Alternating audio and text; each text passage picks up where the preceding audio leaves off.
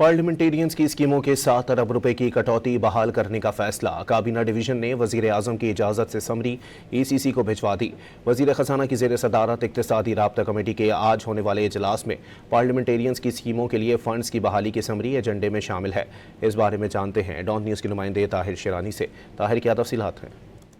जी, इसका पस मंज़र ये है कि रवां माली साल 2025-26 जो 30 जून को ख़त्म हो रहा है, मजमूई तौर पर वफाकी हुकूमत ने अवाम को पेट्रोल सब्सिडी और किफ़ायतशारी इक़दामात के तहत 173 अरब रुपए के वफाकी तरक्याती बजट की कटौती की, जिसमें से 7 अरब रुपए जो पार्लियामेंटेरियंस की तरक्याती स्कीमें हैं SDGs, उस मद में भी कटौती की गई। लेकिन अब पेशरफ्त ये सामने आई है कि काबीना डिवीजन ने वज़ीर आज़म की इजाज़त के बाद समरी ECC को भिजवाई है, जिसमें ये कहा गया है कि जो कटौती 7 अरब रुपए की गई है उसको बहाल किया जाए।